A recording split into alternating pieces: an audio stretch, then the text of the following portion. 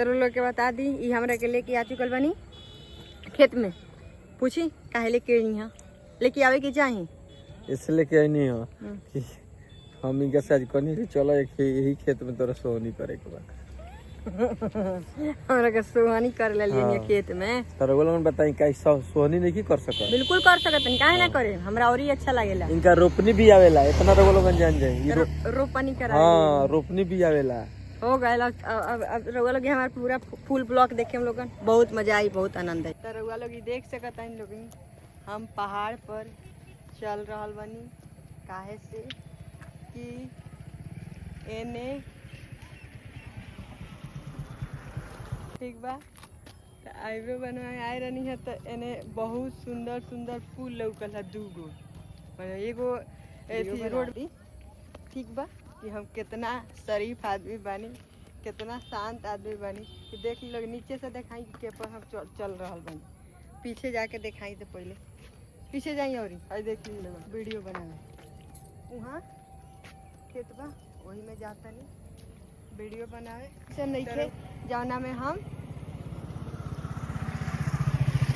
आ चुकल बानी।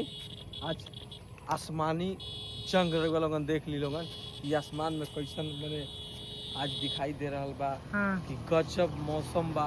हम ऐसा जगह पर बानी कि लागत तक कोई पहाड़े पर बानी, जैसे कि लागत कि कोई पहाड़े पर बानी ऐसा मैंने दिखाई दे रहा लोगन तो देख रहा हम हमरा के कि साफ मैंने लागत कि पहाड़े काहे कि रउआ लोगन भी कहाँ से बानी इहो बताई। हम तो मोतिहारी से बानी, रउआ लोगन कहाँ से बानी इहो बताई काहे कि हम बिहार के मोतिहारी पूर्वी चंपारण से बानी। तो चंपारण बहुत खूबसूरत यहाँ के नज़ारा बा और हम आ चुकल बानी। हम अपना हम तो इनका जरूरी लगा कुछ काम ला लेके गए इनका ब्यूटी पार्लर में तो काम हम हो गला उसके बाद रिटर्न होता नहीं सब तो कहीं कि अच्छा थोड़ा सा रुक जाए और ठंडा के एगो बात और जे भी बाइक चलावता मन बिना रुकले ना जाता। ठीक हाँ ओकरा लागता कि का होता समझ क्या होता देखा था जो शूट हो रहा बा तो थोड़ा सा रुक जाए। इस चीज के हम ऐसे हमारे तन देर ला मुंह बंद रहा कि 2-3 गो बाइक वाला सामने रुक हरा भरा जगह हमरा अच्छा लागेला। ऐसे कि हम चाहिए कि हरा भरा जगह पर थोड़ा सा हम अपन पिक्चर शूट करी वीडियो शूट करी ये हमरा पता ना काहे शुरू से अच्छा लागेला।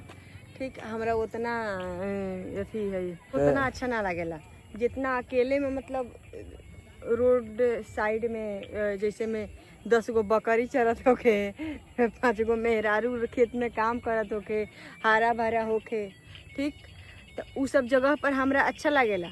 तो रउआ लोगन के एगो बात बता दें कि हम आज 5 मतलब 1 हफ्ता लगभग 1 हफ्ता से ऊपर हो गया हमरा बाहर आके वीडियो बनवला कैसे घर से बनावत रहनी है। ओकरा बाद टाइम ना मिल पावत रहा, घर के काम से टाइम ना मिल पावत रहा, घर के काम से टाइम ना मिल पावत रहा कि हम आके बाहर ब्लॉग शूट करी वीडियो शूट करी।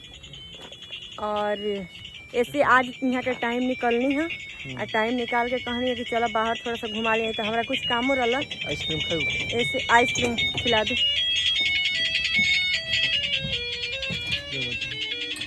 देख सकता नहीं लोगन आइसक्रीम यहाँ हम तो लोग देख सकते हैं लोग यहाँ के आइसक्रीम है रास्ता में मिल गया तो कहीं आइसक्रीम खा ला। देख ली लोगन आइसक्रीम बिकाते लगा रास्ता में तो सोचनी इनका के आइसक्रीम भी खिला दी ताकि इनका छोटा मोटा सामान थोड़ा अच्छा लगेला। देख ली लोगन तो फिर चली तो लोगन से फिर हम मिला तनी आइसक्रीम खैला के बाद। तो लोग के बता दी ये हमरा के लेके आ चुकल बनी खेत में। पूछी काहे लेके यहाँ लेके आवे के चाही इसलिए लेके आई नहीं हो कि हम इनका से आज कनी से चलो यही खेत में तोरा सोहनी करे के बा। हमरा के सोहनी कर ले लिए खेत में। तो रउआ लोगन बताई काई सोहनी नहीं कर सकत। बिल्कुल कर सकत हैं, काहे ना करे, हमरा और ही अच्छा लागेला। इनका रोपनी भी आवेला, इतना रउआ लोगन जान जाए ये रोपनी करा। हां रोपनी भी आवेला हो गए। अब रउआ लोग हमारा पूरा फुल ब्लॉक देखे हम लोगन, बहुत मजा आई, बहुत आनंद आई।